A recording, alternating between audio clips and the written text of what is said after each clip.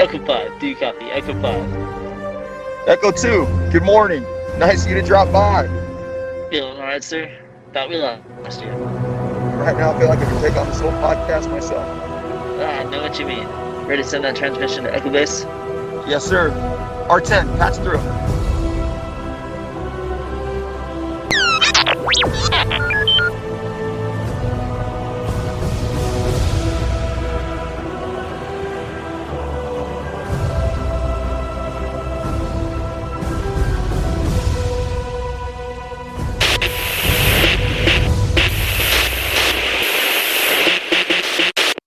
Hey guys, welcome to another episode of the Hoth Transmissions. This is Echo 2. And this is Echo 5. Alright guys, today we are on the second to last episode of Mandalorian for Season 1. Just before we dive into it, just got a little bit of news. For you guys that are excited for all the collectibles coming out, they're going to have an exclusive line of the Black Series. It's going to be the 3.75-inch figures. They're going to feature Anakin, Obi-Wan, Rex, and looks like a ARC Trooper. And they actually look pretty legit. We'll throw some photos up on the Instagram, and you guys will be able to take a look at that. In the other news, July 2021, if you guys are excited for the comics, they're going to have something called the War of the Bounty Hunters. And this is going to, believe it's going to go through a few of the main comic arcs. And this is basically going to be about Boba Fett taking Han Solo to Jabba the Hutt and his difficulties. So I wonder if we're going to get a little bit of Shadows of the Empire in there. And maybe Dash Rendar might make a cameo, because I believe in the original canon. Because during the original canon, Dash Rendar showed up to be able to help Luke and the guys try and get Han Solo before he made it to Jabba. Yeah. And so that's also when we got Prince, I think his name, Prince Sizor with Black Sun.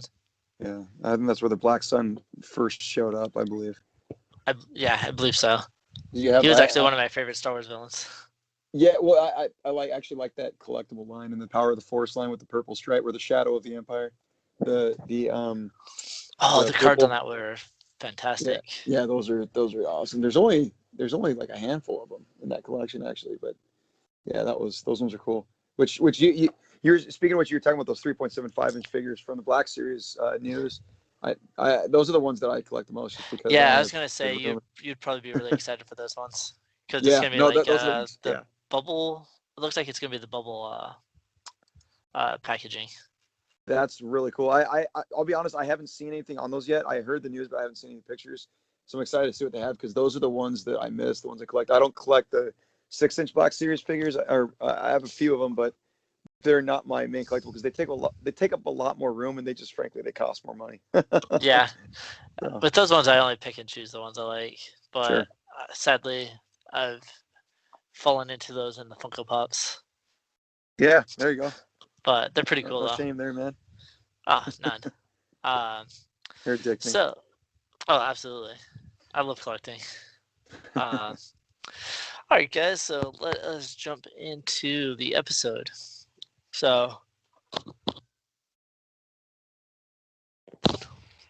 this episode was a little interesting, because this kind of leads up to the last episode. This kind of becomes like a 2-part episode. And so this one, we kind of see like the little bit of the beginnings of a team. And it starts off with basically Mando gets a call from Grief Karga calling him back. I thought that was really intriguing. What did you think of that? Well, I was curious, because where the story was at this point, I wasn't exactly sure where Mando was going to end up by the end of the season. And the first time I saw this, I was sort of shocked, but sort of not shocked that he was going to go. The Grief Karga was basically calling him back to Navarro. I figured that they had to have some type of closure there with the whole guild rebellion and everything that happened there. So I wasn't sure how they were going to pull that off, or what they had kind of waiting for us in the next episodes. But I thought it was kind of cool. You kind of knew, I'm sure, just knowing the way bounty hunters are, and the way Mando left Navarro and the guild, I kind of figured there would be some betrayal there with Grief Karga. you don't trust them yet. Oh yeah, as soon as he called on that holocom, I was like, don't trust this message. Sure, This is definitely a trap. it's definitely a trap. But his message seems sincere though, because he's basically like, oh yeah, well, Empire is becoming a little bit more involved and more of a nuisance than I expected them to be. So just come back. We'll work out a deal. We'll take care of him. You can go on your way. Blah blah blah. But at the same time, you're thinking, man, I was like, why would I help you? But then what's in it for me? But then he tells him that basically, if you help me out, then I can have your name cleared from the guild. Yeah, and absolutely, Mando's not an idiot because we see him. He goes and recruits Quill with the IG-11 droid. Yeah, He goes and gets Cara Dune, which I actually thought was a really cool reintroduction to that character. yeah, she's fighting the Zabrak Oh yeah, I thought that was just hilarious. on It's like that was it was fun. Sorgan, the jungle planet. Yeah, that was Sorgan.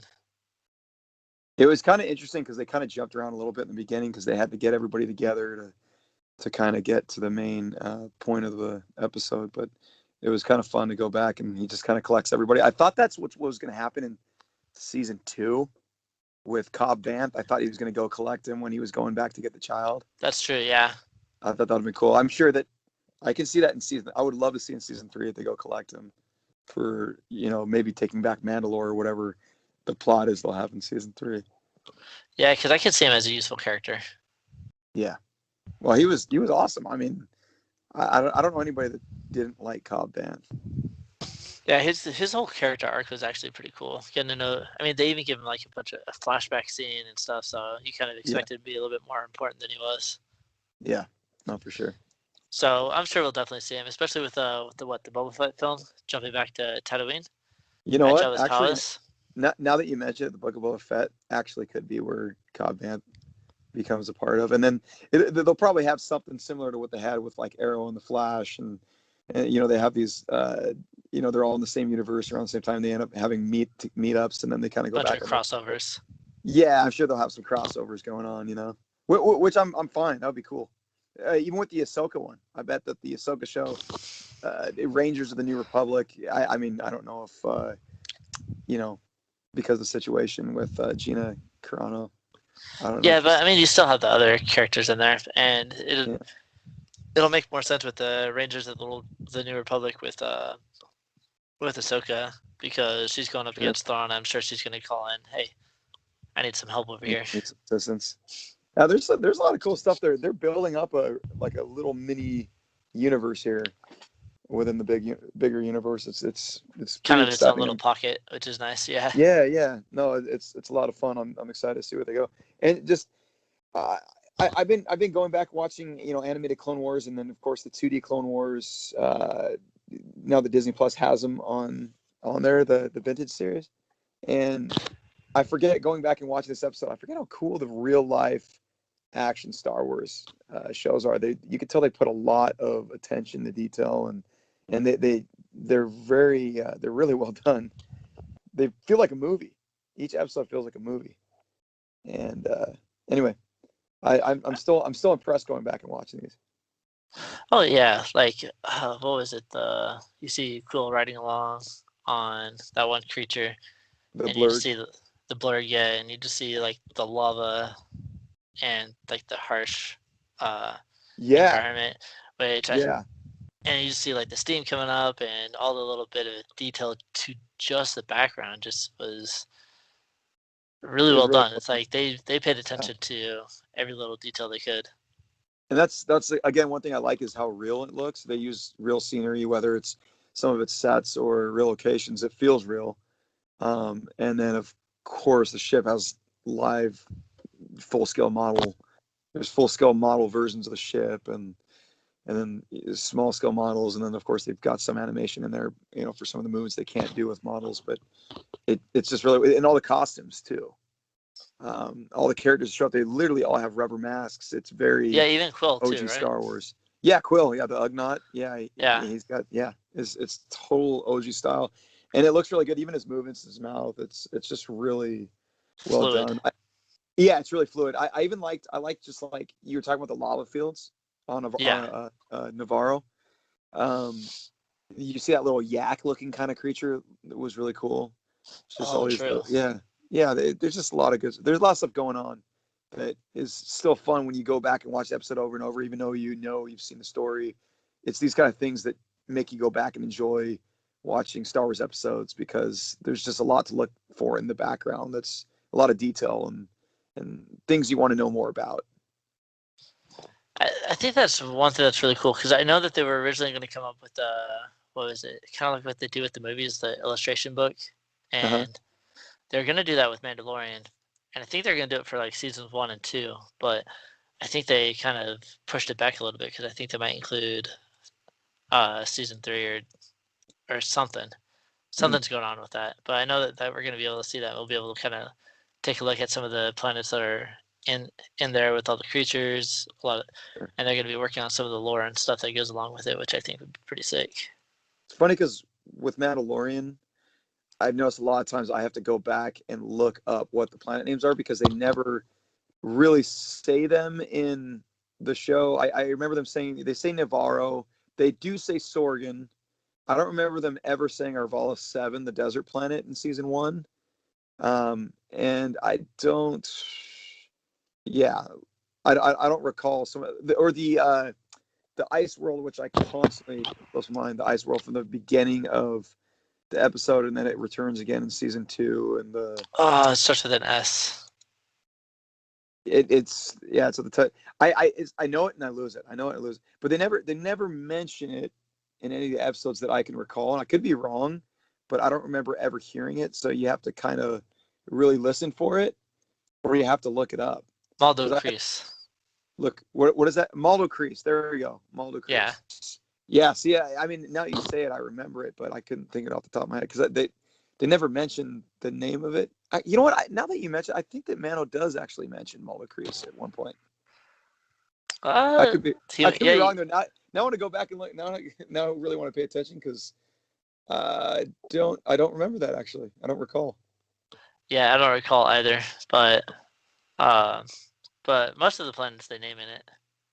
Take note of that one in one of the future episodes or the next episode.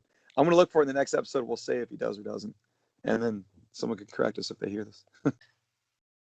So I don't know. It is pretty cool to kind of see because this kind of sets up for season 2 with Navarro and Yeah, the it's all cleaned little up. the little factory that they had with the lava, and then it kind of Yeah. makes sense that they have the lava energy, and then it's like, oh, overload the reactor and create all this lava shooting up and everything with that one Oh, Imperial that's base. right. The little Imperial facility they have to infiltrate. Hmm. Yeah, and of course, we'll see on the how this nurse droid becomes a legend, sort of a background legend. What did you think about the IG droid when you first saw the episode? Did you trust the droid? No, I was just with Mando. I was like, keep that thing away from the kid, just like Yeah. Mando wanted. But I knew that they'd introduce it in a way that it would be pretty much just harmless. Yeah. Because you Well, I kind of look love. back into like Aftermath with the battle droids, and even Mm. the episode on was it where Anakin says, "Are you from this planet? Blah blah. Are you an angel?" Oh yeah. It's where the angels are from, basically. And you have Diego. that Iego, that's right. And there's this kid on there that has a bunch of battle droids that he reprogrammed to be his servants. So Oh and yeah, yeah, yeah, yeah. In the Clone Wars episode. yeah, so and I knew that the IG-11 probably wouldn't be that much of an issue. Completely Mm. reprogrammed for a new purpose that would be helpful. Well, that's what. So Quill, I love how he just mentions how the droids are all neutral. Um, Yeah, so yeah, I really agree with that because the droids are pretty much program neutral. It yeah, or well, not program neutral, but they basically are neutral and they're programmed a certain way once depending on who's programming them. yeah. There was a line that Quill said. And I remember how it says, but he was basically saying that droids are neither good or bad. They're just neutral reflections on how their creators imprint them, whether by the memories that are imprinted by their creators or however he stated it. But I mean, it's true. They're basically programmed. They're computers. Yeah, true. However, whatever personality you want them to have is how they're programmed. But you can see how Mando is not trusting of those Except for IG R2. droids because yeah, that's true. You can't R2 or Chopper. No matter what you do, you just can't. You can't. You know, Yeah. can't take them away from their personality. Strong personalities. So that their personality basically is reflected on their creators, on however they want them to be. They're not Uh, good or bad technically. yeah, yeah, that is true. But Mando has such like a bad background with him because he's traumatized from his youth from the Clone Wars. Just the Yeah, destroyers coming in, and he's just like, nope, I want nothing. I don't care if the droid's good. Just get it away from me. yeah, Like he didn't even care for the pit droids. yeah.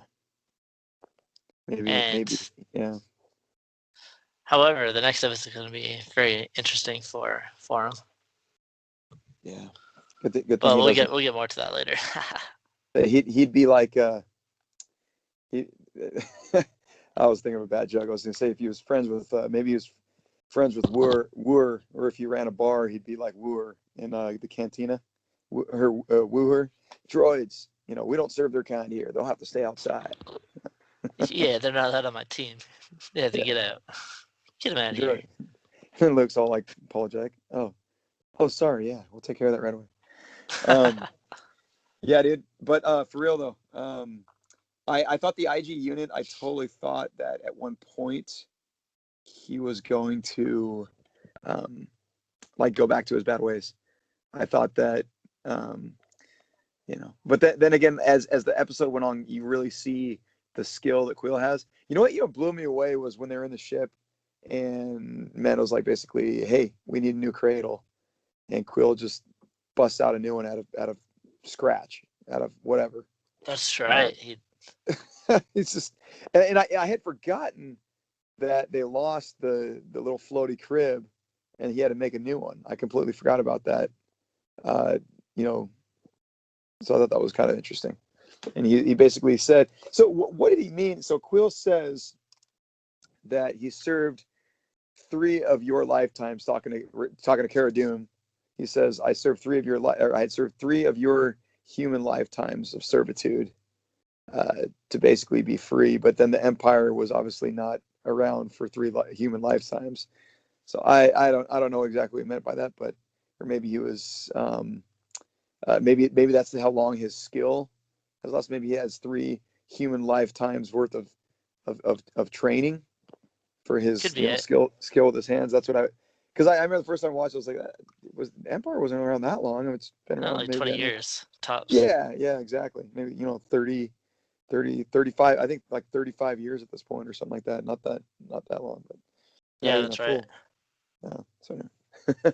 Just something stupid I was thinking about. No, yeah, that is actually kind of an interesting comment that you throw out there based on what we know at the timeline. I think it's probably just meant to like skill level. Like, Yeah, no, it is. I guarantee it is. But the dude's got mad skills. He yeah, basically, what it sounds like, he won his freedom because he was so dang good at making things. Is what it sounded like. yeah. I mean, maybe he meant like because Ugnaughts lived for about 200 years, Okay, like and so maybe Wookiees that's live about as long as yeah, Wookiees. Probably. Yeah. pretty much. So I wonder if No, he's talking actually, about he's I'm worked. sorry. I think Wookiees live longer. I think Chewbacca was around 200 years old, but I think Yeah, Wookiees live Wookiees longer. are like 300, 350, or 400, somewhere around there. Yeah, But I think he was talking about his skills, like he's been working with tools or whatever. yeah. I'd have to see the scene again to see the context of it, I I think that's but what it that's meant probably what. because I mean, imagine somebody in our lifetime that lives, I don't know, an average of 80 years, and the type of skills that people can do, that humans can do. Think about a creature that can live 3 times that or 4 times that. That has skill. Think Yeah, about the skill level that they can develop to. So, true, very true. but again, it's cool to see. I like the Quills and Ugnaught. I like that they just continue to use these original uh, Star Wars species. One of the one of the creatures was that was with Grief Karga was a type of Nycto species, um, like a different variation of species. One from you first see the debut on Java's cell bars, which is actually when the Nikto first showed up. True, and that was what the Karasa Nikto. Because I know Yeah, there also knows the green there's Nikto. yeah, because there's 6 subspecies of the Niktos. I don't know Yeah. how many of them made it into actual canon, but I know in like the before Disney took over, there was those different ones. I remember seeing a Jedi. I had a Jedi Nikto Jedi action figure from the Attack of the Clones collection. I don't really remember. Oh, you know what? I do remember seeing some Nikto in Phantom Menace. I see them. You see them on Tatooine because Tatooine's a popular spot for Nikto. Yeah, Um, and they show up again. And I remember seeing them again in Attack of the Clones. There's a Jedi Nikto you see really briefly in the arena battle. Other true. than that, yeah. So Yeah, now that I'm kind of like reading a little bit up on it, 3 of the subspecies made it into canon. It's the Esrelasa Nikto, the Karasa Nikto, and the Cajun Sa Nikto. And the it's Katasaw is the basically green one. yeah, no, the Karasa is the green. The first one's considered the mountain Nikto or the gray Nikto. And Okay, then the Cajun Sa is the red Nikto. gotcha. So we got 3 of them in canon. So I wonder if they'll bring the other ones into it. That would be cool. Because the ones that we're missing are the bottom 3: the Glusaw Nikto, the Emshentosu Nikto, and the Numol Elrul. Yeah. And so I'm sure they'll make an appearance at some point. Because I know they made uh action figures of those. Yeah, I actually, yeah, there's a lot of the species. It's funny because a lot of the species we've been seeing throughout the rest of Star Wars from Return of the Jedi, or actually from Jabba's palace. A lot of them are introduced in Jabba's palace, and then they basically have been spread around with the shows and the prequel Star Wars. A lot of species were introduced in Jabba's palace, which is kind of cool. Um, it's funny. I forgot that. So when Mando's rallying up his crew, he's getting his crew all together, and he goes back to Arvala 7 and recruits Quill, and then they meet. They see that the IG unit is now a service droid, and um, it's. I forgot that once they take off in the ship, and Quill agrees to go with him. Um, I forgot that he makes him bring the blurgs. So that's Oh, that's right. I forgot about that.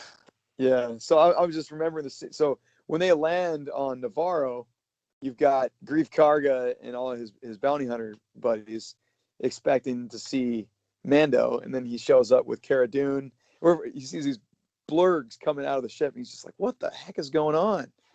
And then he's got his buddy, he's got the little Quill with him, and then he's got Cara Dune, and he's like, "No, you guys need to stay with the ship." And then he's like, "No, they're coming." And then True. he looked pretty disappointed.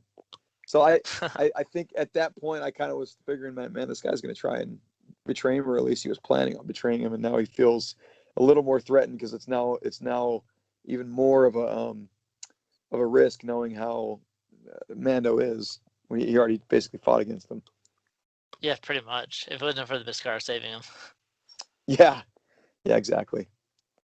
So But I mean, I really like the team up that they did with this, even with Greek good. Karga's kind of alternate plans. But that gets changed after they get Exactly. attacked. What were those Gundar? Not Gundarks, but Minox. I don't no, I don't believe they were Minox. I don't think so. I mean, you can look it up. They looked a lot bigger. I mean, they were. I don't remember Minox weren't that big. Um, That's true. They're a little bit smaller. no, these things were strong enough and big enough to take off with a blurg. They like literally grabbed one and flew off with it. And these Hmm. guys were strong. I think it was just like a new creature that was introduced, native to Navarro. But man, when they were having that camping scene, I totally thought that something was going to go down. Like, man, these guys are going to sleep. Like someone's going to fall asleep. Someone's going to freaking take over.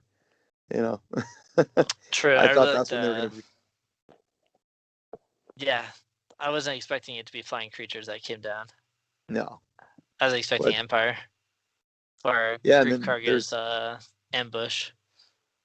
and then of course, you've got a little sidebar on the force healing ability there. Yeah, When because Grief gets hit, and apparently these creatures have poison, and they got into his system, and so mm, we get to see the child kind of like look at Grief and kind of make a choice. Like you can see that he's still got good in him. Like we see in the second season, it's like, oh, he's got a little bit evil. He does a little force choke on Cara Dune and the ship, That's right. When and they were first heading over, I forgot to mention that. Yeah, yeah, and when they Quill were found having the that arm really wrestling. really interesting. Yeah, yeah. He's all, oh, curious. And you know what? Which makes me remember that it's super cool in this how it still has the OG feel with the Force and Jedi. How they're sort of a myth, Yeah, which is because one thing that was. Yeah. Sorry. Go ahead. oh no, go with what you're saying. I was just gonna say that was one thing that was so intriguing with the original Star Wars is that there was just a handful of Jedi, and the rest of the galaxy at that point um, pretty much saw, they were rumors. They just they there's a handful of people that had heard about the Jedi and the Force and these mythical powers, and even Han Solo didn't even believe it. It was something you kind of believed in. It Yeah, wasn't something that was common knowledge, and it's cool that we're kind of back in that era, and that's kind of the era of Star Wars that's really exciting just because we don't know, and the whole myth thing is what makes it so exciting. So yeah, and I think that's one of the interesting things about it is because like Mando is the only one that's really seen the abilities of the child yeah, through, and with the Mudhorn. yeah, and then the child's reaching into Greef Karga to touch his arm, Yeah, and Kara's like, "Get this thing out of here!" And then, but it's Quill, which kind of makes sense that they lived for 200 years. He was around. He's definitely around when Jedi were about. So he knew about Jedi. He's like, "Oh wait, hold on. well, I Let's just see how remember this too plays out." when they're in the ship. Didn't Quill say, "I've heard stories of such powers," Uh huh. um, and he says, now that I see this, it makes a lot more sense because there was an episode earlier on, at the end of episode 2, where Quill says, "Explain it to me again," to Mando, and he says, "I still don't understand what happened." Yeah. And then in that scene, he goes when he sees when Cara Dune and Mando are arm wrestling, he sees Grogu trying to choke Cara, thinking that she's a threat to Mando. He's protecting, Yeah. and Quill's like, "Oh, okay, it all makes sense now. I see what you're talking about." Hmm. So, but at the same time, I see what you're saying. He's lived 200 years. He's lived during the whole, Clone uh, Wars, Jedi yeah, Order. yeah. So, He was born into the Jedi Order era. yeah, exactly. So it seems like it'd make more sense that it's common knowledge to him. So I I mean, it guess a may little, be, but I mean, like, because you have the Clone Wars happening, and yeah, unless the Jedi actually came to your planet with a Clone Wars battle, you probably didn't really see a Jedi in action. true. And Good depending point. how much of a hermit he lived himself, Yeah, he could have only heard stories about him, but never actually come across one. Because you got to remember, like even at that point in the Clone Wars, like Jedi became more political figures than actual what they used to be. sure. Jedi used to be more involved in the galaxy and protecting it. Now they just became so political that they kind of lost their purpose. Hmm. Which And ultimately led to their fall. exactly. And I actually want to do a quick sidebar thing on the Force healing because I remember when this first came out, people were like, "Oh, this is going to be a spoiler for the Rise of Skywalker." And then when it came out, we saw the Force healing thing. Then saw that in the movie, and then everybody's like, "Start." There's like tons of memes about the Force ability of With Force Anakin. healing. Yeah, it's like, oh, why didn't you just use this? Why didn't Obi Wan just use this to save Qui-Gon? Why didn't Anakin just use this to save Padme? Like, and all that stuff. Right. Uh, but the Force healing ability has actually been around for quite some time. Like the Rise of Skywalker, Mandalorian. That's not the first time that we've actually seen it. We actually see it a lot in the Legends canon. Um, we see in Knights of the Republic, it's an ability that you can learn in order to heal yourself after battle.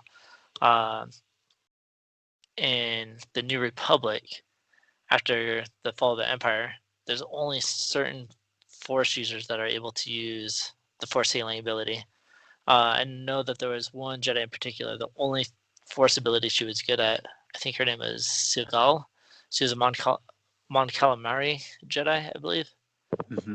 And I know she used it to cure Mon Mothma of some type of poison that was in her body.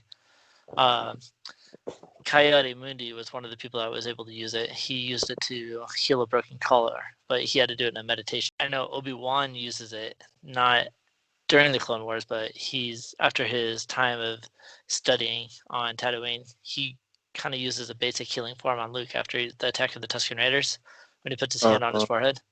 That's Yeah. kind of a little bit of force healing on Luke. Mm-hmm. And uh, during the Clone Wars, Anakin even tried to use the healing ability, but he failed. So as powerful as Anakin was, he was more focused on. I'm sure during his studies he was more focused on everything else and like combat and more of the attack style force abilities, and didn't really think of force healing as a useful tool. So it's kind So of something that wasn't fully explained. So maybe Palpatine kind of um, seemed to seduce Anakin using that, saying, "Hey, if you want to learn how to do this, the only way to do it is through me, through the dark side." But that yeah, wasn't true. correct. He was trying to tell Anakin, "Oh, I can teach you how to live forever and save people from dying." Not through Jedi healing, but maybe some kind of easier technique that Anakin, because we all know Anakin was all about doing like the easy stuff. Yeah, cutting Like, corners. yeah, exactly. And so the dark side seems to be a way to cut corners, and he kind of fell for it. Yeah. So, so I know a lot of people are like complaining about the whole force healing ability, but it wasn't. It's been around for a while. When I saw it, I was like, oh, cool. They're pulling stuff from Legends and working more force abilities into in the canon that we see Mm-hmm. today. And so, yeah. So So that's it force healing takes for you. it might take a lot more training and focus. It is interesting how different Jedi's have different strengths. Like you said, Kiadi Mundi had that ability. Yeah. Well, Even maybe Mara Anakin Jade was had it. never. Mara Okay, Jade yeah. was a well-rounded Jedi. She was kind of a little bit more like Rey, where she was able Mm-hmm. to kind of be able to be strong in pretty much everything. I know even Darth Bane used it for to sustain and invigorate himself. Uh, and then another one from Legends is Darth Sion. He used a form of force healing in order to keep, because his whole body was shattered, and he used it to keep himself alive, filled with hate. Mm-hmm. So Like Darth Maul. yeah, I'm assuming. I mean, isn't that what Darth Maul did to keep himself alive? I mean, he clung onto his hatred for Obi-Wan, but he basically, I mean, I would imagine he used that power in some form to keep himself alive. He was basically cut in half. yeah, exactly. So, Uh, and then I'm even reading here. It even says that Darth Vader also used it. Uh, it was a more of a perversion of the Jedi healing, but he was able to use it to sustain his body through anger and frustration. mm, Um, he was able to use it to allow his lungs to function without the aid of the his hyperbolic chamber or his life or his suit. wow, So they're all lies from Palpatine to get Anakin over, man. That's basically, so he could have learned it. he could have learned it, and so it's really cool to kind of see that uh, all these abilities and stuff that they're jumping from Legends. Like a lot of people are talking about like that that the whole Legends canon is completely tossed aside, but they're actually little by little they're pulling stuff. That's awesome. And so then we get to see it in Grogu, because Grogu was around during the time of the Jedi Temple, as we learned, and so I'm Yeah, sure he learned some of the basic healing, which he kind of used on Grief Karga. yeah. And I remember on the second episode when Mando first met him, they were sitting out there at sunset, just on his way back to his ship on Arvala 7. Oh And yeah, that's right. and you could see, I remember Grogu actually tried to do it, but he's like, "Oh, what are you doing?" And then he's like, picks him up and puts him back in the crib. But Yeah, I thought it was funny. so Grief Karga was like, "Oh, he's trying to eat me." so when they get back in, when they get into the town on Navarro, I like how he said there's like that joke that there's only supposed to be 4 stormtroopers the whole time, and then she's Yeah, like, there's a lot more than 4 stormtroopers here. And he's like, well, they kind of took over. They're just spreading ever since the whole ruckus with Din Djarin over here, And then Basically. that scout trooper was like, I'll give you 20 credits for the helmet. No, that's going on my wall.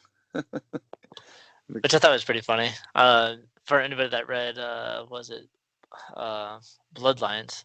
I don't think there's a reference to it, but it just kind of reminded me of this one ex-Imperial. He was a political figure that grew close to Leia. She went Mhm. to his office and he collected a helmet from each of the stormtroopers, royal guards, and scout troopers and all that. That's And cool. he It kind of sounds like like hit a a little regular Star monument. Wars. It sounds like a regular Star Wars fan, man. Basically, yeah. And so he was kind of like a Empire fanatic, even though he was switching over to the rebellion side. And so Yeah. when Greek Kurga mentioned that, I was like, oh, he can start his own little collection. Yeah. Then of course, and then when they get into the room with the client, the admiral, there was 4 stormtroopers in there. His basic Which, guard. yeah, his basic guard. I love how dirty the stormtroopers are in there. I love that Dude, I look. did too. They're awesome. Because it shows that there's no functionality of them. Like they're just they're struggling. They're They're like kind of just they're like feral stormtroopers. basically. they're crazy. They're wild, and they're basically you know it's interesting how when they sit down and have a conversation with a client, he's basically talking about. He kind of brings up an interesting point that's kind of a half truth when he says compare imperial rule to what you see around you now. You just see chaos with imperial rule. There's less death. That's not true. There's less A little there's bit. organization. There's economical strength and all these things he's naming off, which is actually kind of true. But of course, there's the downfalls of the imperial rule, which is it's imperial rule. Yeah, it's like you're sacrificing your freedoms for strict security. Exactly. Yeah. So it's But like there's under the imperial rule, it's like granted, yeah, you're safe as long as you're doing exactly what the emperor wants you to do. But yeah once you exercise a little bit of freedom and kind of think for yeah you yourself a little can't. bit, they're like, nope, nope, nope, nope, kill him or send him to the mines as a slave. It's kind of the first time you watch it, it's kind of a bit of an adrenaline pumping scene when he says, "Okay, I want to see the baby now," and the baby's not there because he sent the baby back with Quill. But yeah, he's Kept his, sleeping. yeah, the baby's sleeping. Oh, He's like, "Oh, we'll be quiet. yeah, yeah, we'll be quiet." And then we get the introduction to Moff Gideon. This is the first time we saw Moff Gideon, right? Yeah, I actually was not expecting that. And what's his name? Uh, something Esposito. Oh, Giancarlo Esposito. Giancarlo Esposito. Yeah. I like him as an actor. Like, Oh, he's fantastic. when I saw him in this, I was like, "Yep, all right, I'm not mad about him being a villain. He'd make a perfect villain." He has that very calm but sinister personality. That he's very calm and polite, like that's how he was as Gus. He's very That's calm true. and very very very polite, but you don't want to piss him off. Yeah, you and know. for those of you that don't get the reference of the name Gus, it's from Breaking Bad. That was his character Yeah. there. Yeah. Um. So who shoots? So the client, now the client gets killed because I like how Moff Gideon says, okay, so basically there's no baby in there. Yeah, This is all a setup, and then that's when all chaos breaks loose. All hell breaks loose. They start fighting. yeah. Moff Gideon doesn't even care about his own Imperial people. He's like, "Oh, we No. got the client here. We got my 4 stormtroopers, but let's just kill them all and be done with it." So who ended up killing the client? Moff Gideon's platoon. Okay, the ones that were in the No, the Death Troopers. Like, cause you just see like a bunch of gunfire, and then once all the smoke clears, you just see like a line Oh, of Death Troopers. he's got that thing that if you fail, you just die. They Yeah, they they had that. kind of. It's like the Imperial way, because Vader Okay. does that every time somebody fails. Vader's like, "Oh, force choke." Well, yeah, they had that whole thing in the third episode on in season 2. with the whole raiding of that Imperial freighter with Oh yeah, Bo-Katan and her group. And when they got a hold of the captain of that ship, he basically, killed his is like, pilot. yeah, he's like, hey, we need help. We're overrun. He says, I'm sorry, the ship's too overrun at this point. I'm not going to send help. You know what to do. Yeah, He's just sacrifice got those yourself. things. Yep, sacrifice yourself. It's our way. That's just nuts, man. This is Um, the way. this is the way. Yeah. So then, and then, like you said, all the fight breaks loose, and then this is the scene that I think this is the highlight of the episode, was all those death troopers showing up out there in formation, and then the stormtroopers all coming out of those The cruisers, transports. the transports. That was awesome. And then, Dude, yeah, I really liked that yeah, whole scene. the Um, whole tension, the whole tension bill was great. yeah, and I thought it And was really cool that they brought in the 501st in order to fulfill some of the spots because they didn't have enough costumes, yeah. and so they brought them all on set. So for Oh, any of you is guys that that, the episode they got Brett? That's really cool. yeah, they didn't have enough stormtrooper costumes, or so they. So I think it was Dave Filoni called it the 501st, saying, "Hey, would you like to be an episode of Mandalorian?" And they're like, Yeah. "Heck yeah!" Heck yeah, that'd be, who would say no to that? Exactly. And so because I know they announced it during that Star Wars Celebration in Chicago, so it's a fun little fact that I always Mm. thought was cool. And then you got kind of have a flash back and forth of Mando trying to get a hold of Quill, and it's kind of getting tense because he's running on the blurry, trying to get back to the Razor Crest, and then the scout troopers just hauling butt, trying to catch up to him. And I totally thought Quill was going to get away. First time I saw this, That I I, can't believe he yeah, got. Oh man! And then I thought he was going to be alive. I didn't think he was actually going to be dead, man. That yeah, was the that's true. I wasn't expecting that either. Could you just see the hatch from the ship coming down? You're like, yeah. okay, he's almost there. He's almost there. He's gonna make it. He's gonna make it. Nope, After all those years almost. of servitude and labor, and he finally gets free, and then Mano comes and brings him over here just for him to die. It's really sad. Yeah, I was really sad about that. Or rip. Yeah. And then And then Moff Gideon gives his famous line that we hear reiterated by Mando in season 2. I forgot how much I like that, the way Mando says it in, like, Return, like, later on in season 2, in reply to his statement in this episode, in this moment. Yeah. It makes it that much cooler going back and rewatching this, because he's hmm just, at this point, Moff Gideon's just untouchable. At this point, Yeah, he's he's like, I've got won. he's got all the power. I've won. Game over. It's got that whole, like the bandits are inside the saloon having a shootout, and all the sheriffs are outside, and they've got everybody out there, and there's basically no way out but to shoot your way out, or just, you basically Die either have to trying. go with them, yeah, or die trying. There's no way out of this. And uh and Gideon knows it, or thinks he knows it, and um he's just got a lot of confidence on this, and says that whole line, you have something that I want. It's worth more to you than you will ever know. So he'll soon be back with me. But Yeah. I It's love how over, Mando says Anakin. that. What's that? Yeah, yeah, it's over. Yeah, I have the high ground, technically, sort of. Um, anyway, yeah, which leads to the end of part one, and which leads to an epic Conclusion part. in our next final episode. Yeah, which I'm very much looking forward to, because I think I want to say episode 8. I'm not sure if episode 3 or episode 8 was my favorite of this, first season. I'm thinking the first season, not on watching these, I think the last 2 episodes are my favorite. I just like everything that's going down in it. Yeah, Because things get a little bit more tense, a little bit more crazy. sure. Um, and I also really liked how the TIE fighter, because most of the time when you see the TIE fighters land, it's Oh just like yeah, just straight. I've never seen the wings kind of fold like that, and I thought that was kind of a nice little touch. So I don't know if all TIE fighters do that, or if that's just his specific model.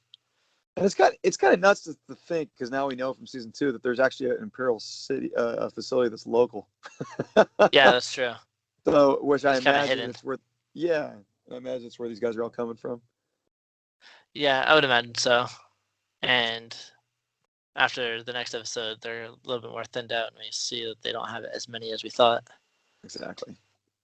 But I really liked season 7, not episode 7, Seven, yeah, same. because I just can't wait to get into the next episode and start talking about some of the stuff there. Because Oh, some of the plot and character developments there are pretty solid, even with IG-11. So yeah, yeah, and it's oh yeah, the IG, the mhm.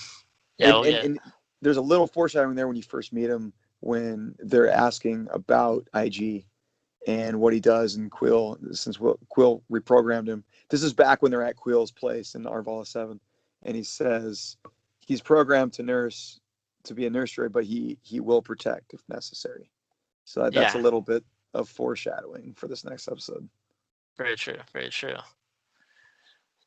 So, guys, that is it for this episode. As you guys will know, we have an Instagram, so go follow us there. Talk with other fans there. We also have a Discord. Jump over there. We can continue discussion just about certain things from the episodes or just anything in Star Wars. We got a bunch of fans there that love just uh, talking with anybody. So go ahead and jump into our Discord and just say hi. Also, check out our link down below to all our merch. We got some cool shirts that I know you guys will like. We're going to be releasing some new ones soon. So just keep checking back for that. Um, so until next time, guys, may the force be with you. Always.